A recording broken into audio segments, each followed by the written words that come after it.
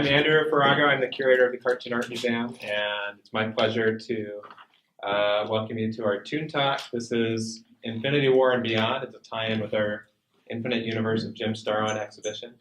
And it looks like we're introducing our guests alphabetically, so we'll start with Al. So this is Al Gordon. Give him a big round of applause. And if we're going alphabetical by first names, Brent Anderson is probably next. Okay.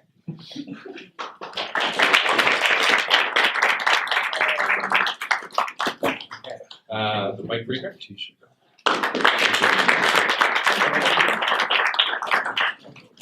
And we have two Steves, so let's bring them both out together, Steve Englehart and Steve Leialoha.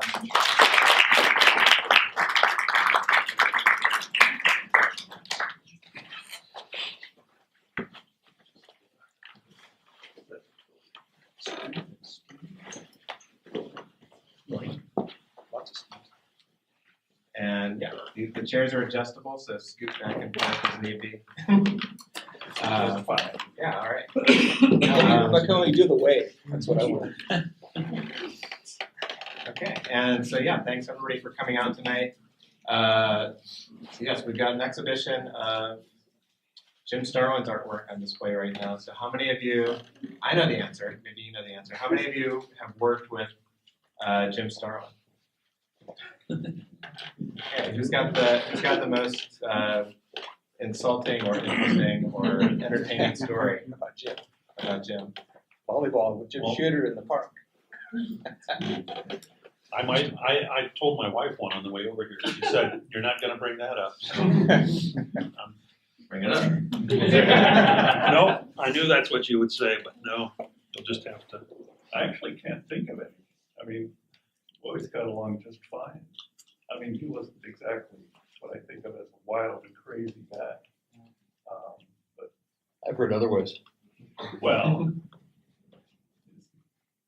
of course, then again, we're talking about back in the 70s, so the standard of craziness was a lot, I don't know if it's higher or lower. Higher. Things have always been crazy around here. Yeah. We're talking Oakland, which is when I first met many of these guys back in the 70s, and at that time they were all living in the East Bay. So when I started working on Warlock, Jim Starlin was living in Oakland, so Piedmont. I didn't know it lived in Piedmont. I think that's, I mean, the neighborhood changes street to street. Yeah, it does. Yeah. He was part of a small exodus from New York, though, basically. Yeah. You came guys out can first. tell that. You want to give some background on that? Yeah. Well, you looking at me? I was thinking Oh, you tell me. Mike I Friedrish, just of lied. course, is from here, Yes. as he can tell you himself, because he's You're sitting from right there. Yeah, if you want to talk about publishing being based in New York and then the shift and Yeah, how well, that came about. You know, publishing was based in New York. The basic requirement for getting into comics when I started was you had to physically be in New York, because you had to hand stuff in and pick stuff up, and there was before the internet, before FedEx, before any of that stuff. But there were a few people who didn't live in New York. Jack Kirby had moved out to LA basically. John Severin had lived in Denver the whole time. So it wasn't like unthinkable.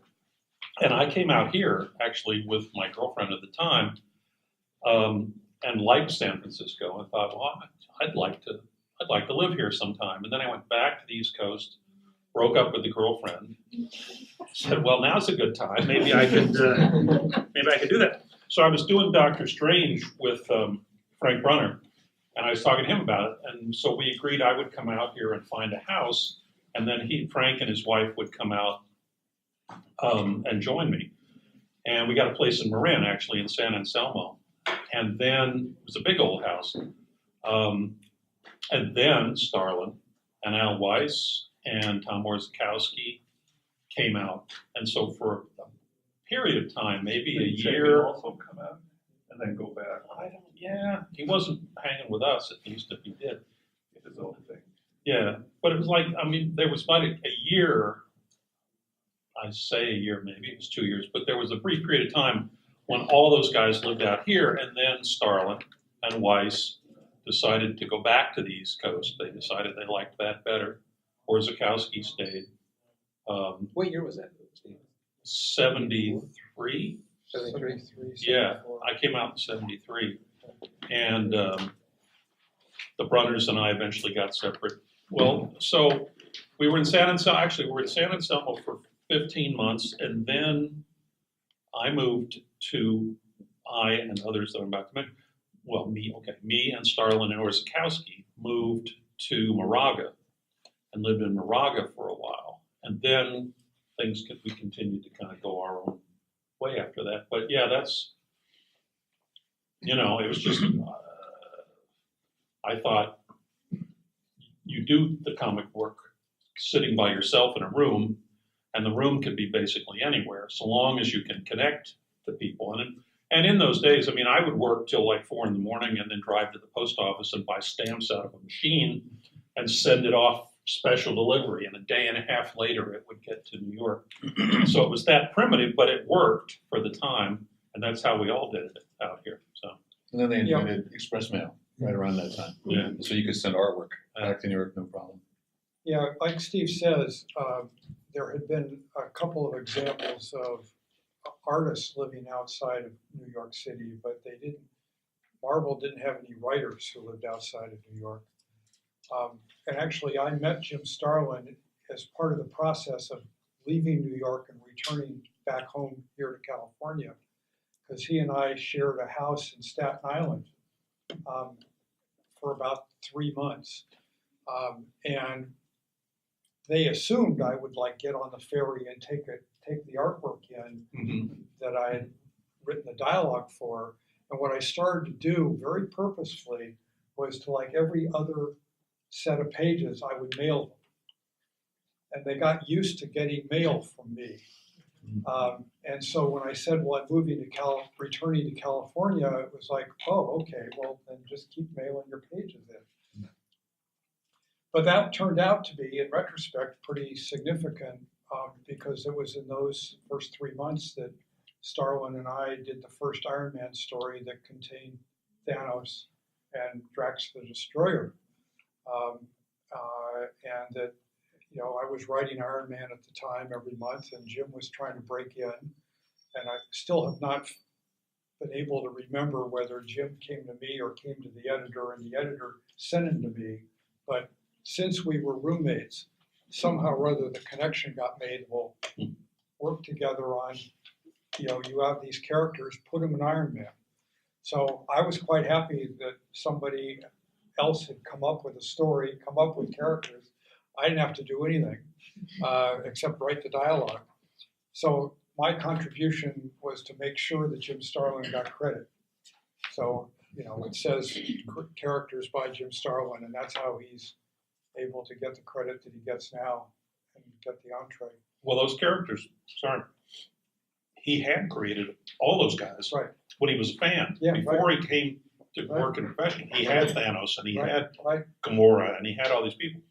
So when he got to work at Marvel, he just stuck them in there. Shoehorned them into Iron Man. No. and then they gave him the Captain Marvel series, and he migrated them over there, and then on to Warlock and on into the Infinity Wars years later. But I was always encouraging everybody I knew, hey, California's great. You don't need to live in New York to work in comics. Yeah. Steve, how did you get your first gig working Which Steve? There's you? The good Working with Jim? I'm a little bit younger than these guys. Actually, Brent and I were young fan artists trying to break into the big times around the same time, early 70s. And when these guys showed up, I started showing my work around. I don't know if I expected anything of it, but at a certain point, Alan Weiss said he needed help on some of the work, so I started doing some background stuff with him, and apparently Starlin saw what I was doing, thought it looked promising, and asked if I would do some inking samples on his pencils. Well, I remember you came to San Jose to a convention and Yes. showed it to Jim there. And it was like, and then like 2 weeks later, I hear you're inking his work, so. Hey, Steve, was that the Comics and Comics Day that we had at the Yes. comic book store? You were there. In San Jose. I was living there. Yeah, You were living in the store. Yeah, I was living in the back. That's how committed he is. That's how committed I was. No, Okay, actually, we'll get to that I think I story. met all you guys at that show. Oh, Uh-huh. okay. Yeah. Were you there? Yeah, I was there. Okay, and I think Lee was there. Is that right? That's but- old school San Jose. Yeah. Yeah, and I think that was either 74, Yeah, all those 75, movies or are That was gone. 74. 74, because that was when I met all you guys. Yeah. So then I started, Jim asked if I would ink Warlock, so I started with the first regular issue of Warlock at Marvel. It had been in Strange Tales, and then started its own book. And I was the inker through the run of that to the end of that, till Jim decided not to work for Marvel, as he did many times. Yeah. And is currently, apparently, in that same mode today. That's what I hear. Yeah. How many times was it that Jim tried to change the comics code logo to the cosmic code? Before Before this finding you out. got Actually, released. that was Tom Orzakowski who just, It was Tom that was doing Oh, that? Tom did that? on his own, on his own limb. just They corrected it twice or something, the third time he got it through, got published. Back in the time, there was a We code had called no- the Comics Code Authority. It was in the corner, the left corner of the cover. And I guess Tom, I thought it was Jim too. No, Tom Tom just we cut the should letters out. Explain it. And so instead of doing the Comics Code Authority, it said the Cosmic Code Just Authority. transpose the letters. And it looked exactly the same, so nobody Well, noticed it. Just was, switching a few letters around. It's pretty simple. But on a Jim But Starlin it book, fits it's the book. appropriate. Of course. That was Al Tobin did that one. That was, I think, the last issue of Strange Tales with Warlock. So I was not around at that particular moment. I considered myself very lucky to be on what was at that point my own personal favorite book at Marvel. So So why don't you talk about working on Master of Kung Fu? Well, With your mouth full, of course. it works better that way. So Starlin and I, not sure how far to back up on this. There's a lot of backstory that gets you to a very short, real story. But when I lived back east, I lived up in Connecticut. I didn't want to live in Manhattan, and so those guys, Starlin, Weiss, other people. About once a month, people would come up for the weekend and just get out of the city and come party at my place. And one night, we had been partying all day, and we were about to go out and find some dinner. And there was an artist named Steve Harper, if anybody knows Steve Harper, who said, "I'm going to stay here and watch this TV show that came on." And we're like, why? Let's go eat. But we stuck around too. He seemed interested enough that we thought we should check it out too. And it was Kung Fu, the TV show. And Starlin and I both really liked it from the start. And the way they were rolling that out was they did 3 one-hour episodes a month apart to see if anybody could get behind some sort of Kung Fu thing back in the day. And when the next one came on, the next month, we were both in Manhattan. And Starlin didn't have a TV, so we went over to Roy Thomas's house and watched this show. And I remember we were sitting there just enthralled, and Roy walked through at one point. He said, "This is pretentious bullshit." But we liked it. So we thought, we want to do something like that. So we went to Roy later and said, we would like to do a book about a Kung Fu guy. And Roy, still wasn't. It was Roy's idea to put Fu Manchu in it because he thought, well, we need somebody that's like established because nobody cares about Kung Fu, per se. So Starlin and I started that book. We did the first issue. We did the second issue. And then with the third issue, Jim decided he didn't like drawing all those fight scenes, I guess. I'm not real sure. But he bailed. And right around that time, Kung Fu as a concept just went kaboom. It just exploded at that point. And so all of a sudden Marvel's going, oh, well, you know, we should probably create another one. Iron Fist, let's do Iron Fist.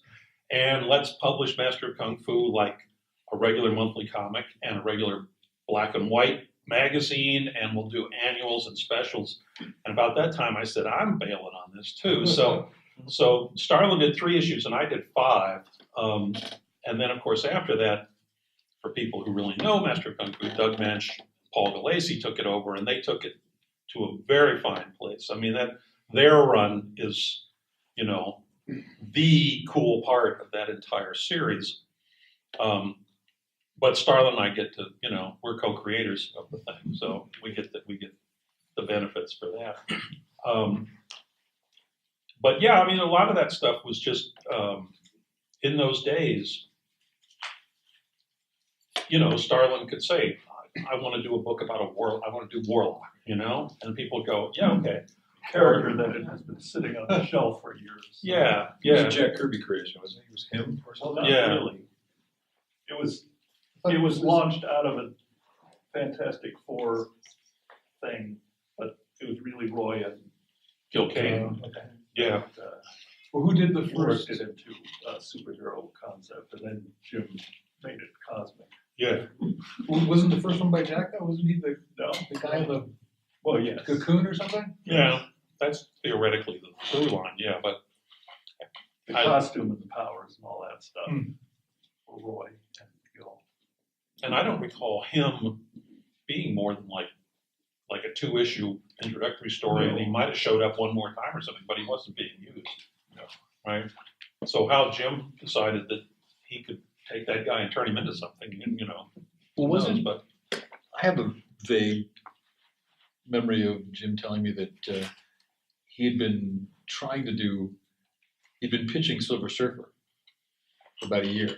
Mhm. And Stan kept saying nobody would get to write Silver Surfer except for him. Right. And Jim was really into comparative philosophy and comparative religion. And so he wanted to do a Jesus story. And he figured, since Stan always wrote Silver Surfer as Jesus, that he would take that over and go crazy with it. So I guess he just added that to Warlock, right? I mean, it really became his Silver Surfer story or Silver Surfer idea. There's a lot of similarities. Well, except Roy and Gil had set that concept up. Oh, they had already set it? They had already set He it was up. Jesus in the. Yeah, yeah. No, I So didn't realize I that. wrote a couple issues after Roy gave it up. Yeah.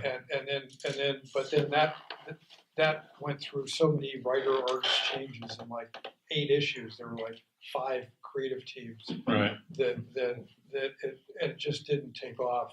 And then it just sat there, and then Jim picked it up and was able to run with it. One of the Yeah. cool things about, sorry, No, go ahead. you can talk after me.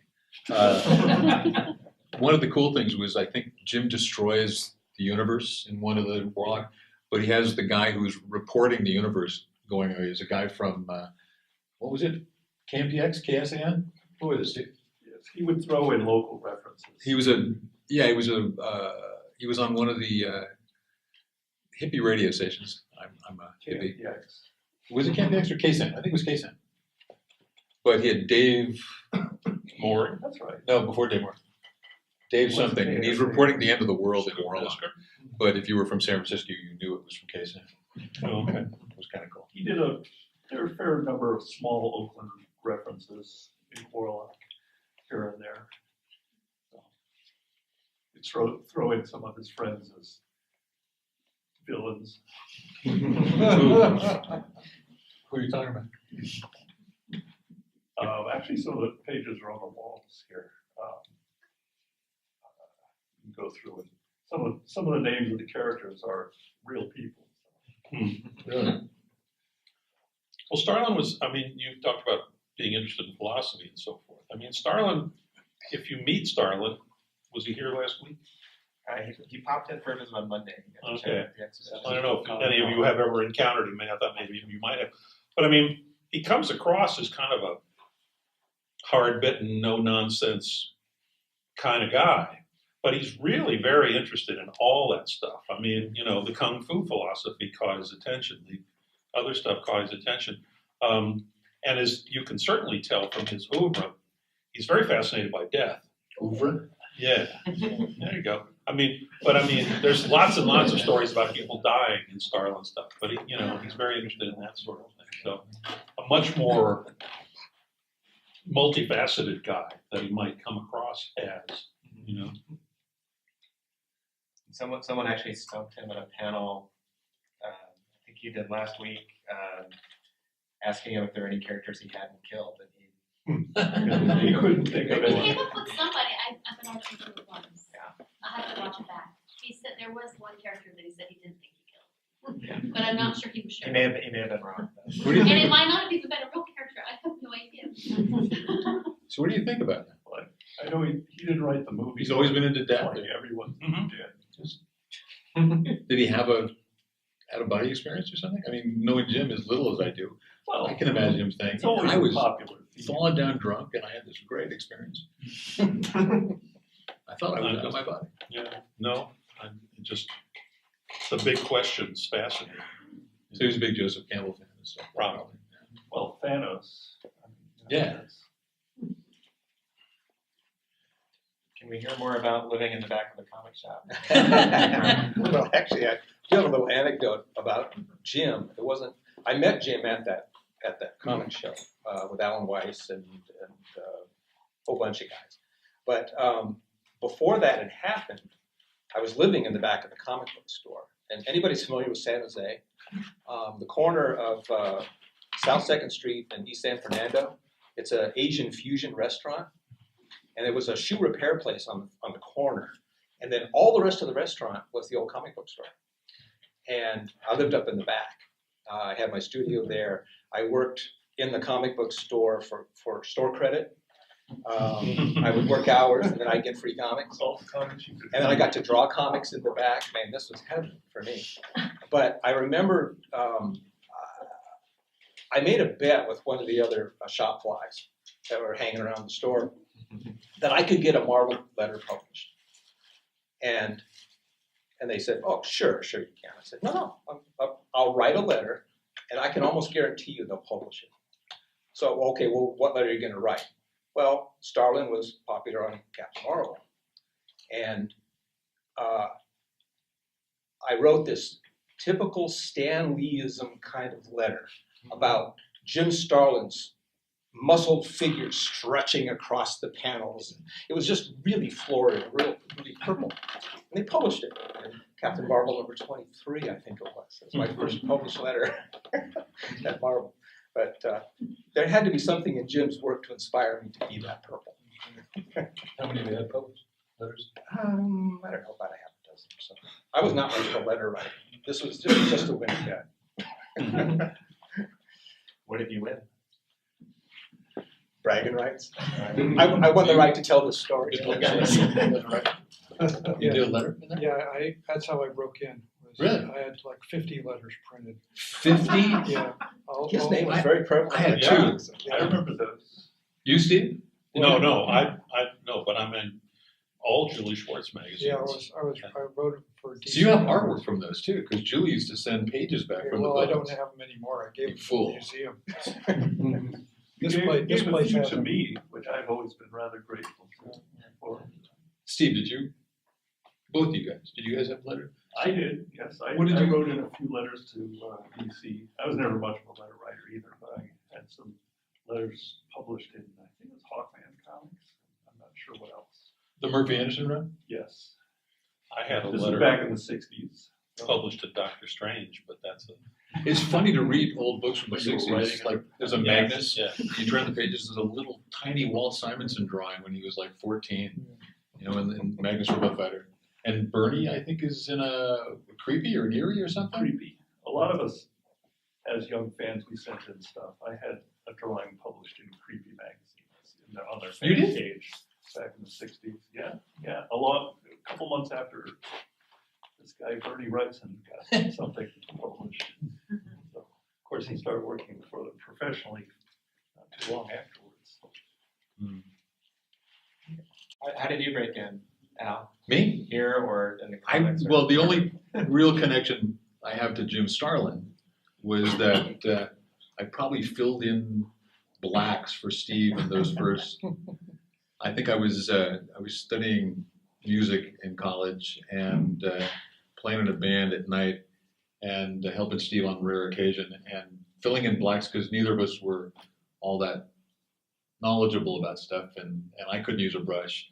And so I was filling them in with those, what are they, the felt markers, which if you've ever tried to like use, was it the Sharpies, I guess? Yeah. Use it for about an hour and you're stoned out of your friggin' Oh, mind. those chemical-based I chisel markers. remember sitting on or laying on Steve's floor in his house down in Pacifica, and I'm filling in blacks with a marks a lot. I started getting nauseous. We ended up on the front lawn because we were both like, ugh.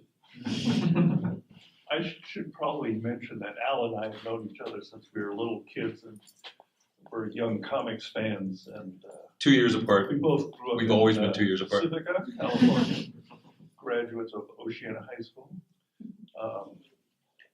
So You see, I have a memory that must be an amalgam of a couple deals with Starlin and stuff from 70, whatever year that was, 73, 74 when.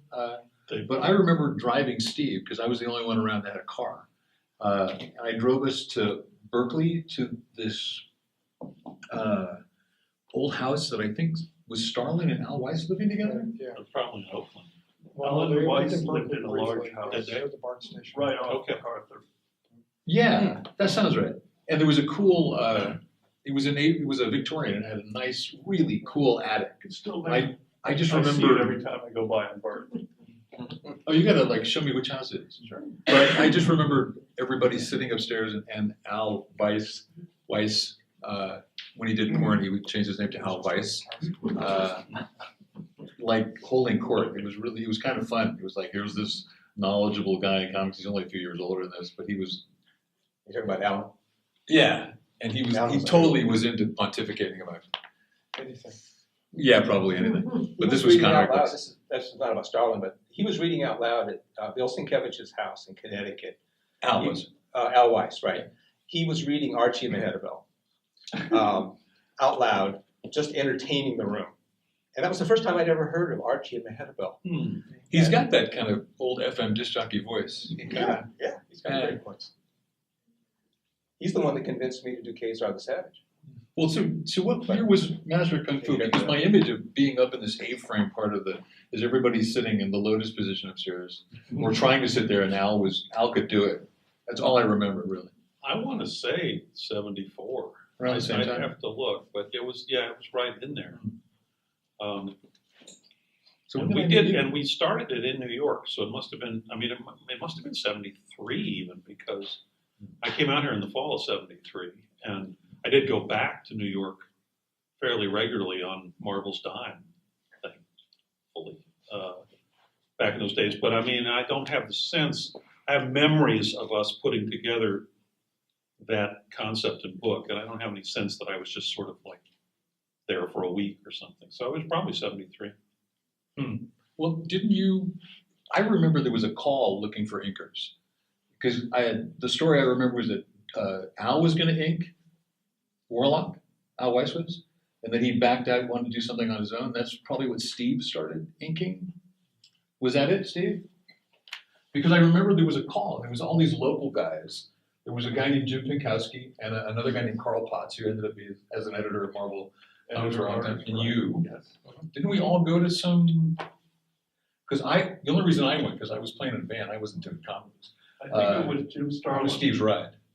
I actually heard by way of Mike Friedrich that some of these guys were looking for inkers. Okay. And I don't remember. Of course, he doesn't remember that. But this was in late 74, and I started working for Starlin in, I think it was April of 75. I think like guys. So that's when I started working as a full-time. Guys like Al were going over to Atlas. Atlas. Well, that was hired later on. by- It was a couple of years. Was it? It wasn't. But then he Yeah. was I recall it was That was like 78 or something? when that was. 76, 76? It was Okay. before I went to New York. So- the first time. maybe 75, maybe even 75. Yeah. I Were started, you in continuity when I first met you? Were you in the, because Scirocco and those Yeah. guys were all in the front? You were there. Okay, I sorry. started inking Warlock with issue 9. We're all reminiscing here on this. Went through issue Camera 15 going. when Jim Starlin quit Marvel to go to work for Ralph Bakshi. to go to work on Lord of the Rings, his Hollywood experience. So I think he went from there back to New York. Down to Hollywood first. From Hollywood then to New That York, could back make to New York. sense, yeah. When he got fed up with the animation business and decided to. Are we still talking about Alan? With the animation. Are we still talking about Alan here? No, Jim, I think, right? Yeah, Starling. Oh, Starlin worked for Action? Two trains of thought. So did Clue too, right? Yeah, Mike yes, Clue was- and he stayed. It's weird how we all sort of ended up kind of I mean, like Steve said, I've known Steve since I was 6, right? So, and In California, I ended up working in comics and animation. I mean, a lot of the, for example, the Pixar guys do comics.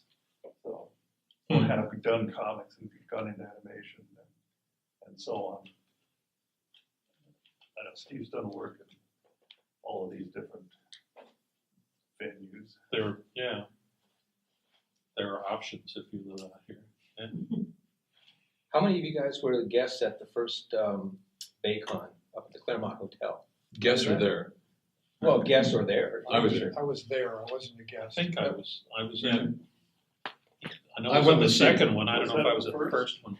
The first one was the Claremont. But the Claremont sounds like I was The there. second was the Sheraton Palace on Market in New Montgomery, Yeah. which was awesome. Yeah, well, Yeah, the first one was great. The second was awesome. I mean, I missed that One one. or something. I think I was in New York, actually. Did Chris Claremont ever go to that show? Claremont at the Claremont. Never. I'm not sure. He might have been, you know. Make that happen. I remember one of my memories is Steve and I walking through the lobby, and John Romita was doing sketches, sitting in a big giant hotel chair, and Mary Jane walked by. I mean, a girl walked by that looked just like, and everybody in the room went, because he was drawing Mary Jane, and it's very. I mean, Everybody in the room just hit the jackpot. Everybody was, yeah, exactly. Tiger.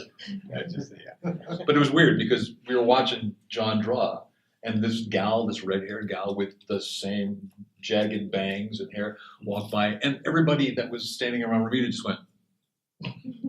Nobody said a thing. That was a show that Joe Kubert was recruiting For the artists school. for his school that he was opening in New Mm. Jersey, and he recruited Tom Yates. Went out, and I remember we had a little art show. Frank and Gary and I had a little art show up in our hotel room. Frank Sirocco. Yeah, and Gil Kane came up to it, and Wow. and Really? and Kubert and Alex Sergio. First time I met Sergio Aragones was in that little room. Was he funny? Absolutely. Always. He can't say anything. I've about never known him to not be funny. Yeah. He farts funny. Did any of you have any formal training in writing or art before going into comics professionally? Well, he's an anatomy freak. He would dissect his Gray's Anatomy. He was always drawing pages out of the Gray's Anatomy. So he was always complaining that everybody else, what's wrong with you? That's not a bicep. That's a, you crazy or something? Because I remember you were around when Neil was bitch slapping everybody at continuity saying, that's a sack of potatoes back. What are you guys looking at, Steranko? What's wrong with you guys? Well, as a young student, there were no cartoon classes, no places like Joe Kubert's, which would have been really nice. But I went to the College of San Mateo, had some really good life drawing teachers who taught anatomy and stuff. So that helped considerably. So You forgot one thing. that was that's about as formal as it got. Nobody taught how to do comics. You're referring to the great Smitty. That was his teacher. It was a teacher named Alanson Appleton, who was a graduate of the Pennsylvania Academy of Art, which was taught classical anatomy, which was very useful for comic book style drawing. Well, if you're not going to tell this, I'm going to tell it. You took the mail order class. Oh, I wasn't You can very draw good at it, but I also Really? my parents got me The famous artist famous school? artist cartooning class. Cool. Which I still have the books. can you draw a turtle? I almost Pirate. almost ready to No, the famous artist cartooning course had sections by Milton Caniff and Al Capp and Albert Dorn. I forget who else. Albert Dorn. Albert. Well, there was a famous artist and there was famous cartoonists. Oh, sorry. So I didn't realize there was anyway, two. that actually helped a lot. Learning how to the fundamentals of doing comics, the scripts and coming up with concepts and the actual penciling on the page, putting in the lettering. Of course, these days it's all done digitally, but nonetheless, it's a good way to learn. About a complete But set most of it was on the Of the job books. working. I mean, The binders. And it was the same for the writing. I mean, I was hired when I was still in high school when I was 18 years old, because they were desperate and they would hire anybody that was interested. So I was pestering them to like, let me write. And so they said, sure, fine, give it a try. And like the third script I wrote, they bought. That's pretty cool. And what was that? well, it was there was Batman and Robin had his own little feature. There's a backup, like a 5-page So it's backup. 8 pages. That's pretty awesome. What Robin, issue? Batman 202. Page and, 23. And Yeah. who drew it? Chick Stone. Oh, that's awesome. And I took that money to go to New York and meet the editors. And That helps to actually meet your editors. right. And to get paid. And to get paid. Yeah. But, in retrospect, I mean, now you gotta write for television in order to be able to write comics. And Things are very different. it's now. very But different. but there's a lower class, not to talk. But to write dirt. Batman. Yeah, you do. Yeah, right. But the rest of the books, like in Marvel, they're paying like half of what, well, 2/3 of what they were paying like 20 years ago. It's almost impossible to get a shot at Batman if you're not. There's a real weird thing going on in comics now, especially Marvel, where like they were paying a certain rate, say 20 years ago, and now if the book doesn't sell, they'll pay you like They'll half take it to back. 2/3 of that, which means that nobody that's any good wants to work on that book, which means the book's never going to sell. So it's a real catch-22 in comics now. What are you all working on now? Are all of you still working in comics or? That's a good question. That's a good question. And that is a good question. We're not going to. Yeah, that's a good one. What are you working on? Well, still working on Astro City after 23 years.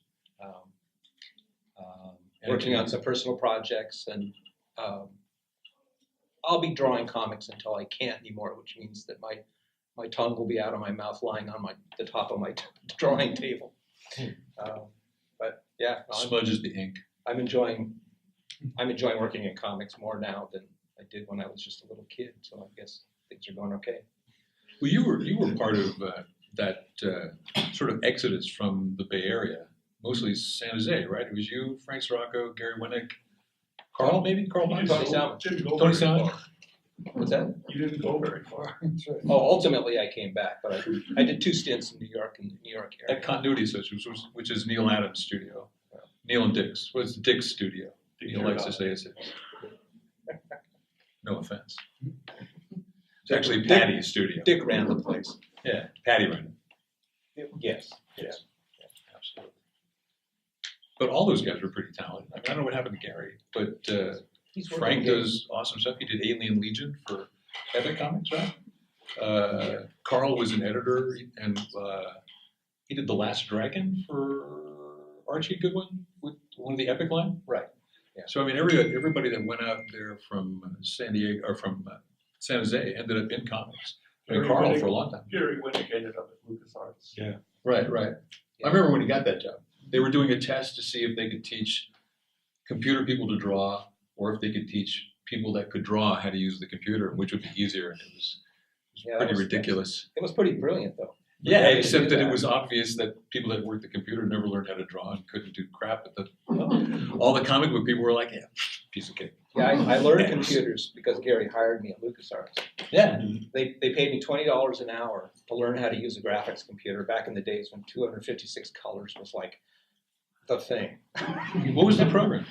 It was a proprietary program Was within it- LucasArts. Oh, it was their own. It wasn't like the like Olaf used Bryce, that. what was that called? The program?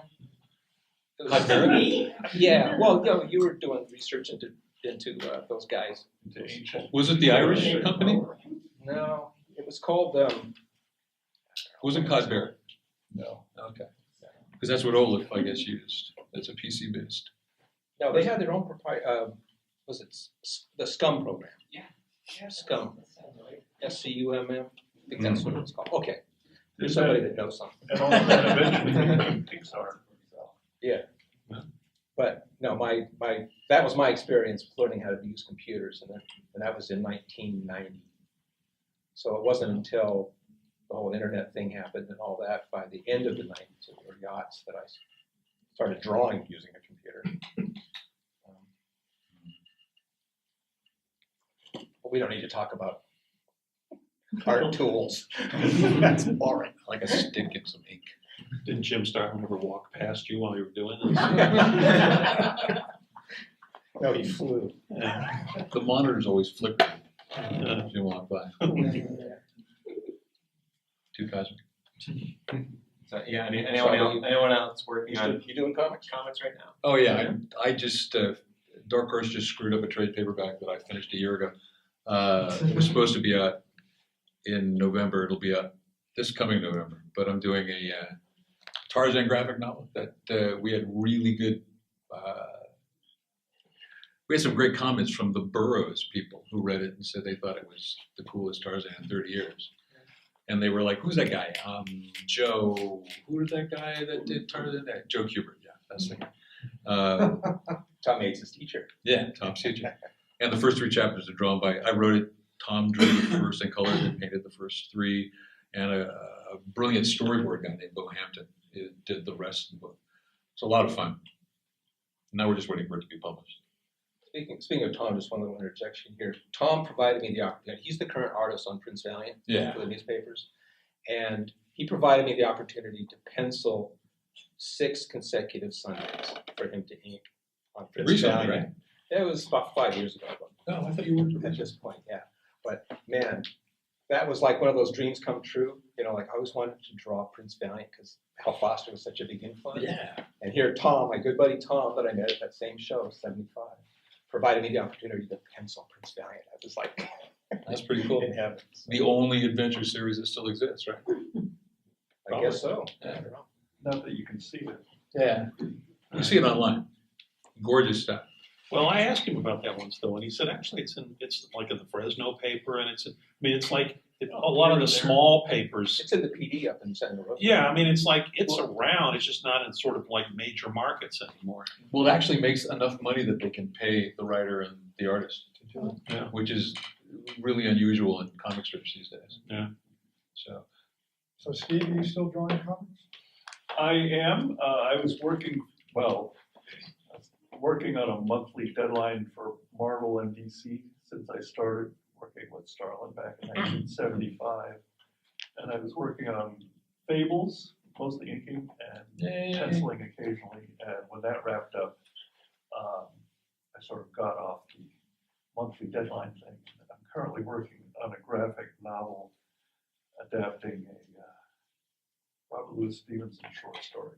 So, Are you doing the writing and all of that, or are you with somebody?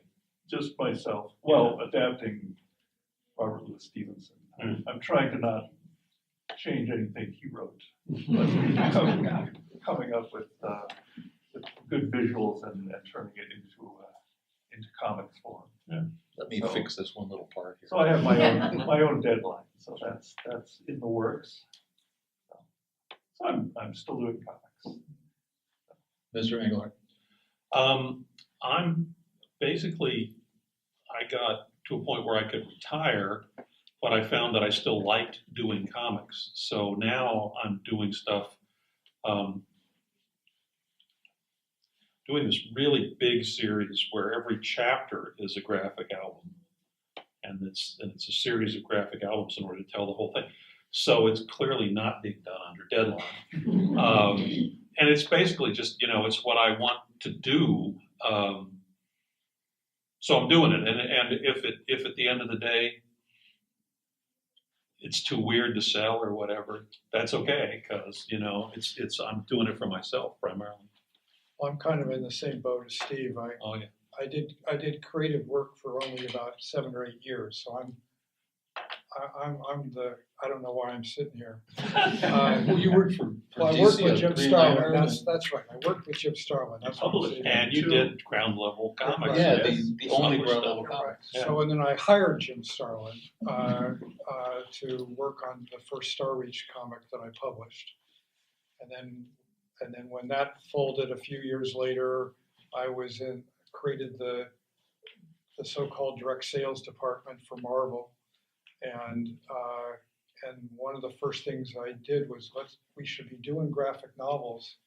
And so when Jim pitched an idea to the editor to do the Death of Captain Marvel, I was like right there saying, yes, that's going to sell. Mhm. And so it did. Great book too. It did work. Were you So editor? then I ran an agency for artists. I did that for the longest ever in comics, and that lasted about 20 years. But maybe 15 years ago, I finally left, sort of formally retired. You do need to accept the credit for having turned me into a semi-professional artist Oh, in this okay. business. All right, okay, well, This guy here. all right.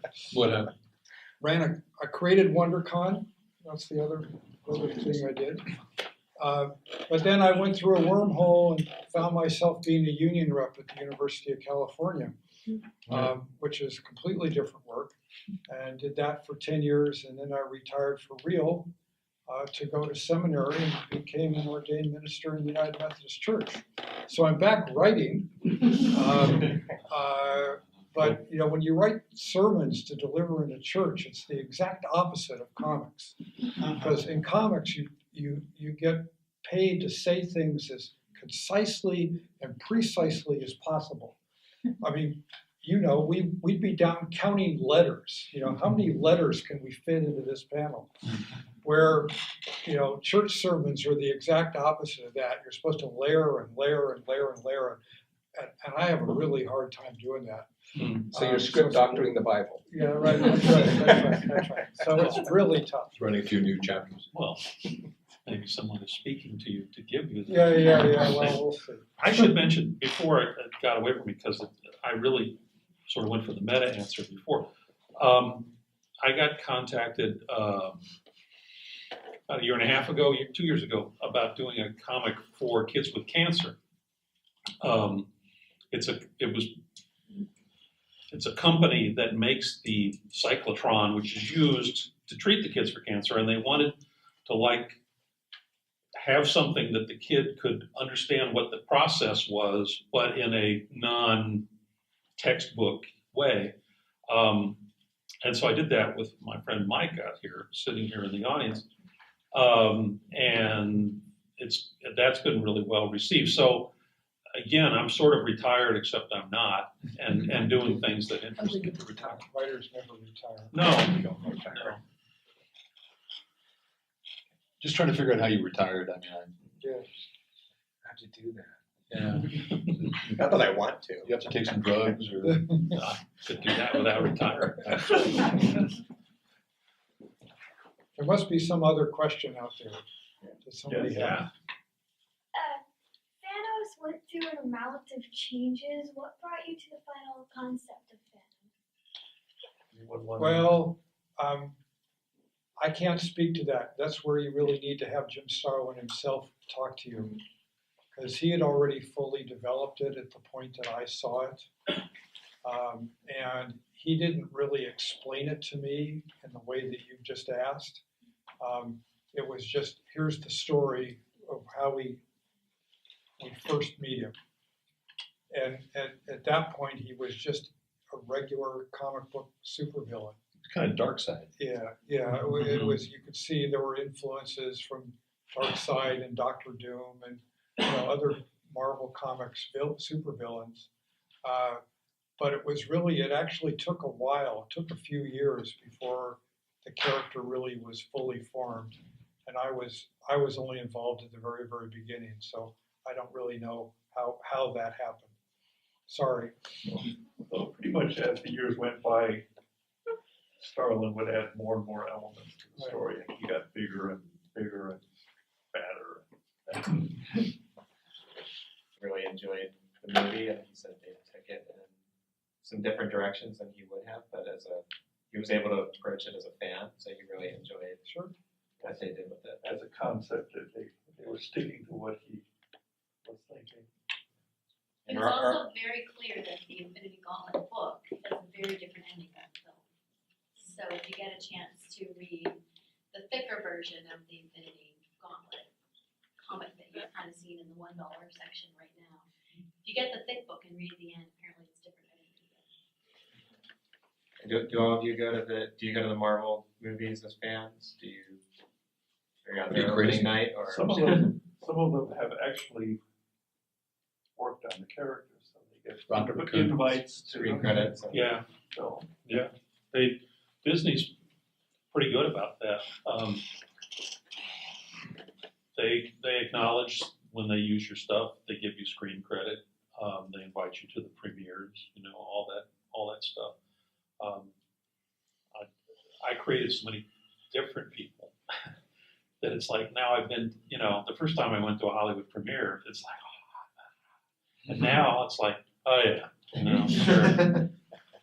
So what have you got at Marvel? You got Mantis? No, did you do Mantis? Star-Lord, Mantis, Nomad, Mariah on the Luke Cage series, Hellcat on the Jessica Jones series, and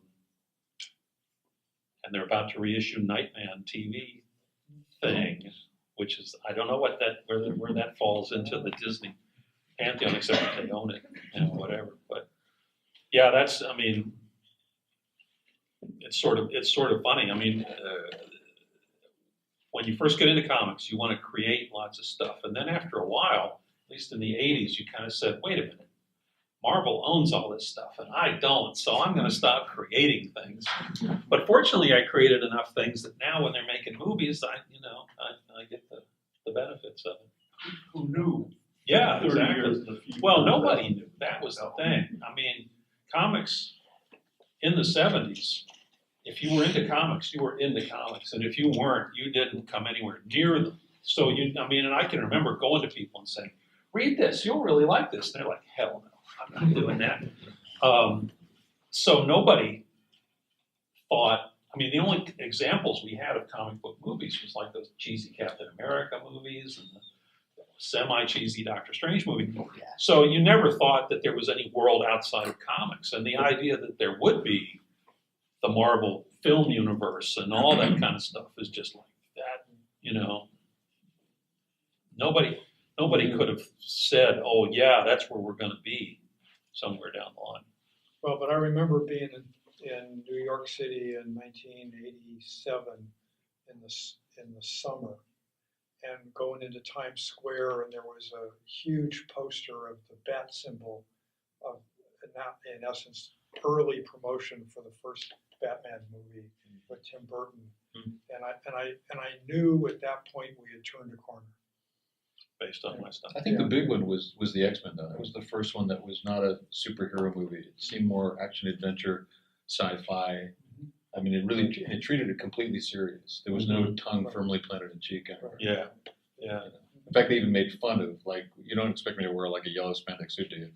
Things like that. So I think you have to give Brian credit for. It's the birth of Deadpool.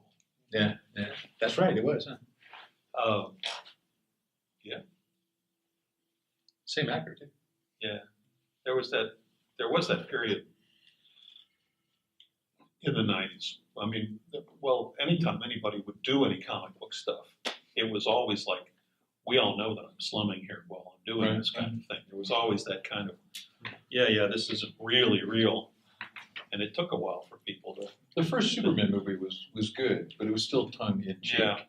It was still a bit of a comedy, but it was a step in the right direction. And then everything after that was horrible.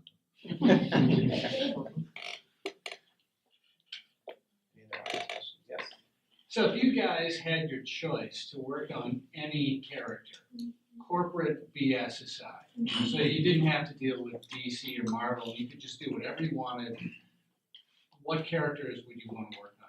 Your first. You know, Brent, before we got out here, Brent was telling the story about how he had this dream as a kid as to what he wanted to do, and it reminded me that I had a dream as a teenager that what I wanted to do was write Batman, and the first thing I did as a professional writer was write Batman. So it was all downhill from there.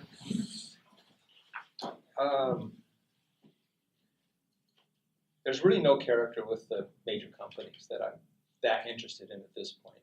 I've been doing this for 42 years professionally, and most of my work was done for the big two. But before I got to be a professional, as Mike was alluding to, I drew my own comics on binder paper in junior high school. And I did probably, 60 comic books, about 20 pages each, before, in about 3.5 years. And my dream was to create my own universe. Well, I did that as a kid. I created all my own characters and put it all together. And then got into the business, realized that they weren't going to pay me to do my work.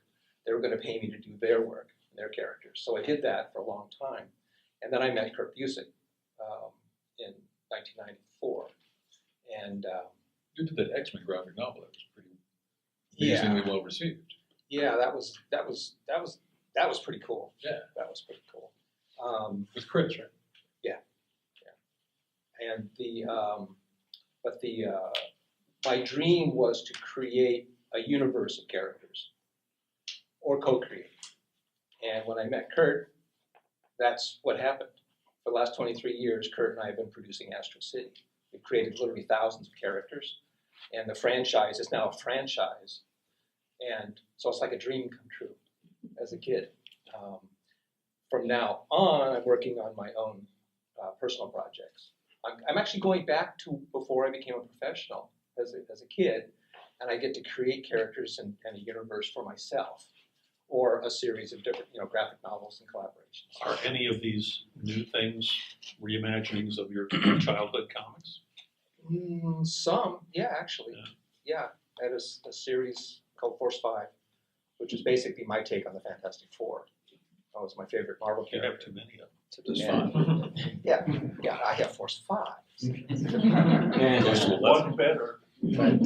But it's since as I've matured as a professional, writer / artist for comics, a lot of the child stuff is just an inspiration for something that's a little more fleshed out, a little more of interest to me than it used to be. But I mean, are those? I mean, I would think some of those characters you would say, oh, I can see them much better now, but I still like that concept thing that I had there. Yeah, the seminal inspiration is still there, just really strong. Yeah. And like I said, 42 years later, as a professional, and I just turned 63 yesterday, and you're just a kid. I just feel like this is the next phase of my life. And if I live to be 100, which is what I intend to do, I'm going to be doing comics just as long as I can. It's neat to have that innocence when you're a kid, and you create something that has no walls. There's no boundaries for it. And you look back on it.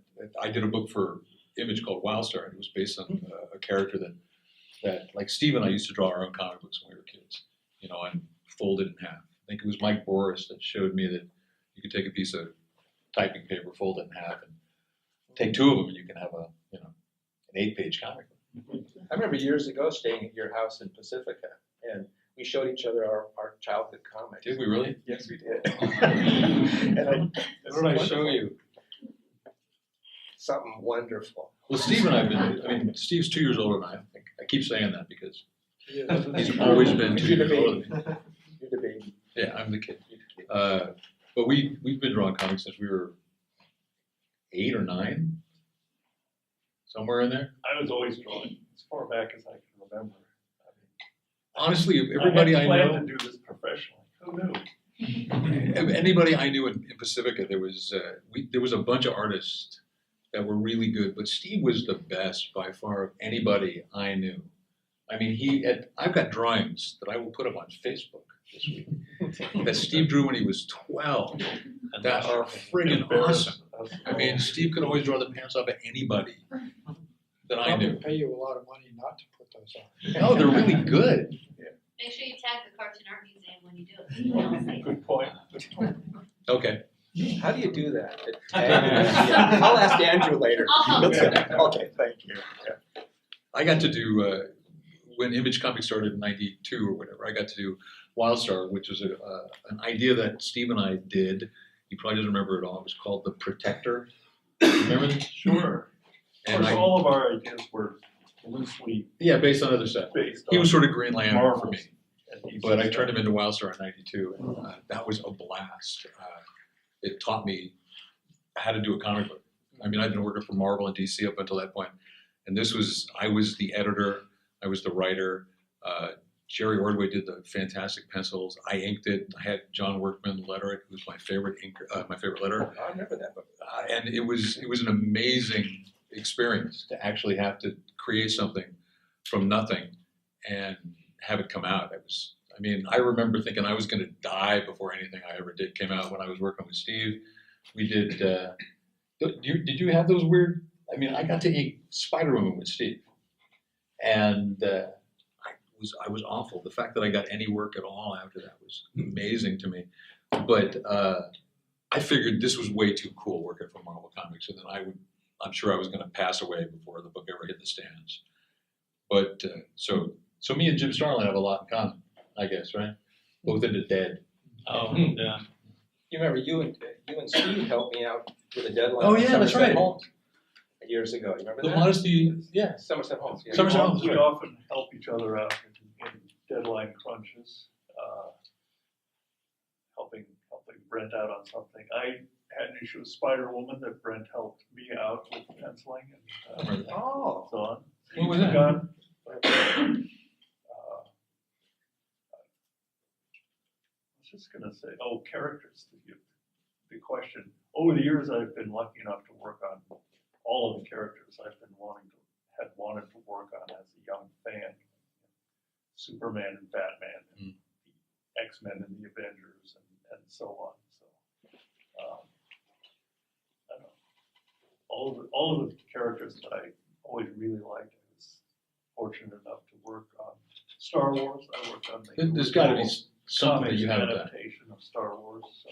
There must be one character. Well, when you work on the X-Men and the Avengers and Justice League, and that's a lot of characters. That's true. The only- Secret Wars. the only I major worked on character- Secret Wars. The only major character I haven't worked on in my entire career was Spider-Man. Really? I never got a chance to do Spider-Man. I did like a cameo appearance in a Power Pack film that I did Because once. Spider-Man, they always insisted that Spider-Man show up in every book, so. Yeah. It- Got to it's get those kinda sales up. you know. Hard to get away from. Little kids with superpowers having to go to school and take care of their pets properly. It's just not enough to sell books. Got to put Spider-Man and Wolverine in there. Well, I got to work on Tarzan this last couple of years, and I was into Tarzan because my mom saw me reading comics, and she said, "You should read this Tarzan." I was like, "Me Tarzan, you James," all silly stuff. I thought it was good. She had me read the first book, She did. and if you've never read Burroughs before, it's nothing like what you think Tarzan is. By the end of the first book, I think Tarzan's working for the British Secret Service. And in France, he's like in his 20s. He's learned to speak French and He's Lord English, Greystoke. and he finds out he's Lord Greystoke. And it's not anything like the Tarzan everybody thinks of. And then it gets crazier from then on. I just thought it was awesome. And my mom turned me on to that. You're reading Spider-Man #3, and she's like, "You should read this stuff." I'm like, get out of here. It's crazy shit. So I got to work on Tarzan for the last 2 years, and that was a complete blast. And the stuff that we've had published is kind of funny because we have a lot of conservative people that don't like the way I treated Jane, because I always figured Jane was sort of Tarzan's equal, certainly after all this time, and they didn't like that at all. So that's a badge of honor as far as I'm concerned. But the one character I never got to work on, well, I guess I did a couple things, but I'd love to write Silver Surfer and turn him into Jesus, but that as a kid, I thought Silver Surfer was the coolest thing in the world. Whether it was Jack Kirby or John Buscema or even John Byrne and those guys. But I got to work on Silver Surfer a little bit here and there. What did you do? I remember making a couple of covers. I He shows up every now Some character. And he, When I was a kid, I created a character called the Scarlet Skier. you and Neil Adams. What was his? The skateboard dude. Oh, I don't know. It's like, we can't do the Silver Surfer. Let's do a guy on a skateboard. Kirby had the black racer on skis. That's true Yeah. too. That's true too. But that was after mine, so. Yeah. Got it from you. Kirby stole everything. But see, Kirby created the Silver Surfer, which created the Scarlet Skier. And he was naked in the first issue too, Oh, yeah. which was very outer limits. It's cold in outer space. That's why the Oh, that's why you comics couldn't had no see problems anything. with drawing I guess that makes a lot more sense. That guy must be in outer space. So we had a So, question any over more here. questions? Well, then you got to say what you. Oh, no, I did. Oh, is it okay? You. Yeah, I pretty much written everybody that I ever wanted to write. Been there, done that. Yeah. There must be somebody that stands out. There really isn't. I mean, I've been asked this question before, and nothing ever comes to mind. I mean, I've written pretty much John all Carter of Mars or something like that. No, I Any think of I mean, as well, Dick Tracy. How about Dick Tracy? Yeah. I loved Dick Tracy as a kid, and I've got a standing, not an order, but I mean, my old friend Joe Staten, with whom I did Green Lantern, is doing it now. And the writer is some guy in Iowa who's wanted to do it his entire life, and apparently is going to do it for his entire life. But I've said, if there's ever an opening there, I'd be happy to write Dick Tracy. And I just, I loved mostly the stories were good too. The stories were good, but I love the art. So And Joe- I'm Joe not was going to be doing drawing the Tracy? art, but Wow, that's pretty cool. I didn't know that. what? Dick Joe Tracy. Staten was drawing Dick Tracy. Oh yeah, he has been for like 5 years or maybe more now. Yeah. So you don't see that one either, but It's running with Prince Adam. That's right. yeah. One or two more questions. Yeah, just kind of curious, looking at Jim Starlin's work and the birth of Captain Marvel in kind of from the cosmos. What's the sense of the influence of the Apollo space flights and NASA and changes in concepts of physics and the universe, cosmos, and things like that? Then you've got the science over here, and then you have the artist going, "Oh, cool, let's do it this way." Back to the B-grade movies of Buck Rogers, was it? Yeah. Kind of what's that art science type of themes? That Well, has Jim's a real played out? science guy, right? He talks about it. He Does he? certainly reads Scientific American. Okay. Starlin? Yeah, yeah, but he's one of those guys. I remember he turned me onto a book called The Dancing Wooly Masters. Yeah. It was a physics book. Yes. Yeah. And it was just twisted, crazy physics. So I'm sure, like with Starlin, he sees like Heisenberg and Schrödinger as this fantasy place, as opposed to, solid numbers. And I'm sure that, Was Jim in the Navy? He was Yeah, in the military. He was in the Navy. yeah, he was in the Navy. I remember, there was a bit of technical background there. I don't know how it plays into that, but Yeah, Mike and I worked as writers with him, and I don't recall, specifically thinking about NASA No. or anything. He just sort of has this antenna going in all directions, but I don't think that had a particular. nothing specific. Maybe just one of many things. Yeah. It's over here. So dragging the conversation back to like 1973, about an hour and a half ago. I thought it was 5 minutes ago. It's interesting to be, at the time, as in picking this stuff off the stands. I thought the Captain Marvel series was a real game changer, and there was a lot of other exciting stuff happening. I And I was agree. wondering if you got that sense as well from that. It reminds me almost of like what they said about the Velvet Underground. They only had 1,000 fans, but every single one of those people started bands. And it's like that Captain Marvel series was the start of something significant. It made me decide to become a comic artist. I know a bunch of other people that it had a real profound effect on.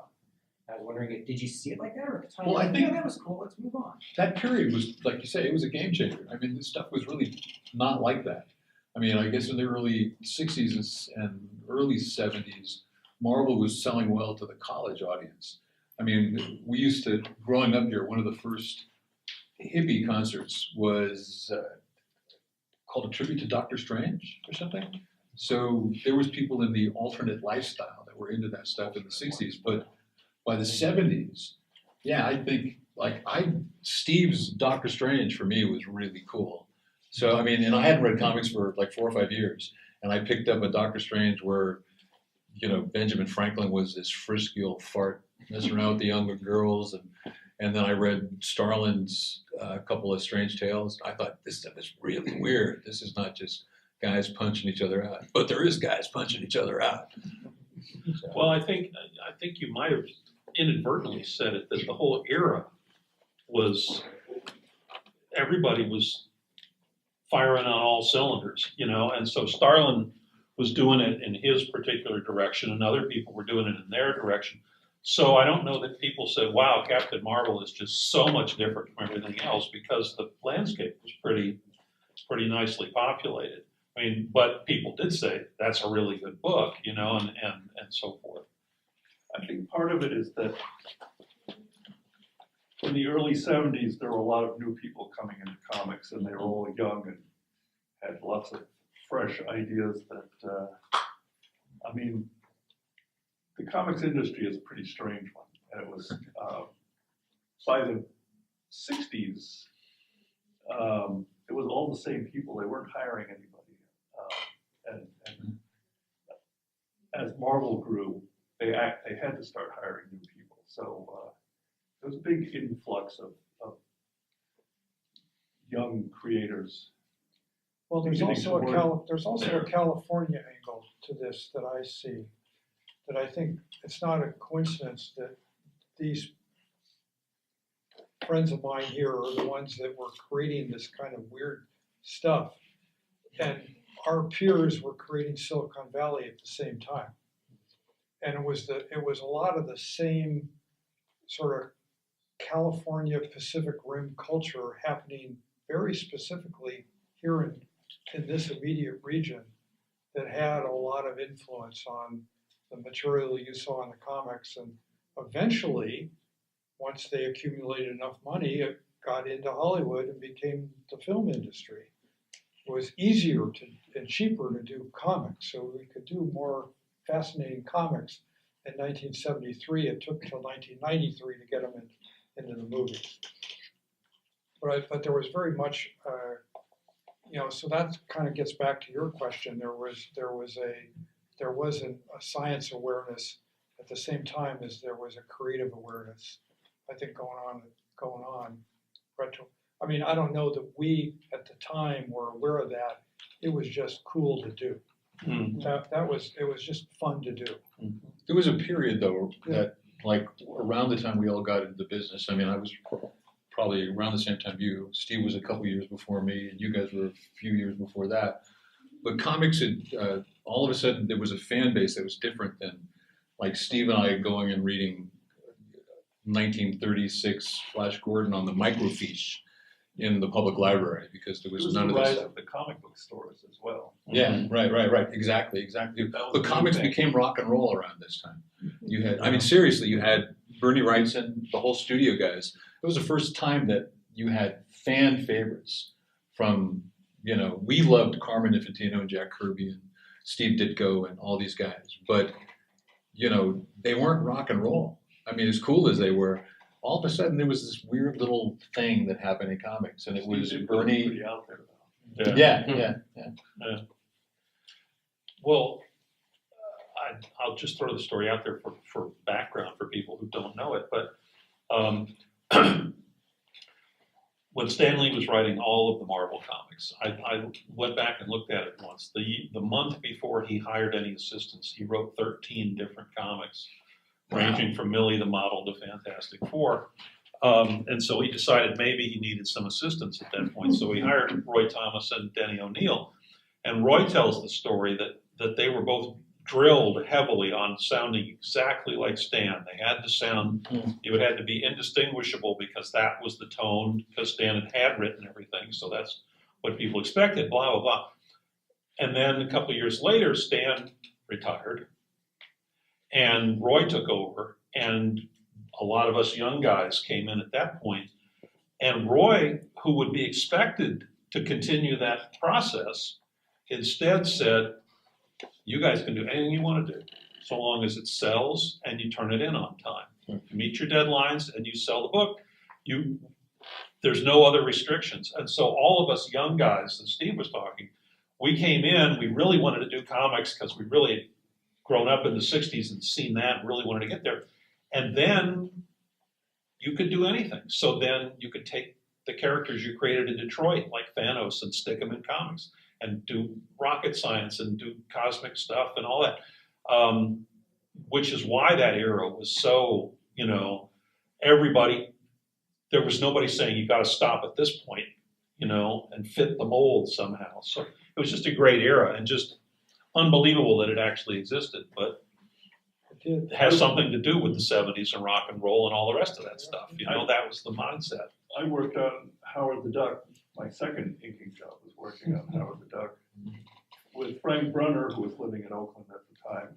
And Howard the Duck was just a one-off character that appeared in an issue of, I think it was Man-Thing. Yeah, I think so. And Marvel started running Howard the Duck short stories and then turned it into its own comic book. And Stan Lee didn't even know about it. Yeah. Not that he minded it, but that's how things were at that point at Marvel. There's a Jim Starlin collection here, connection here too. Didn't Jim Starlin penciled the second He did pencil it? issue of Howard. Uncredited, so I think. I think he got credit. Did he? I don't know.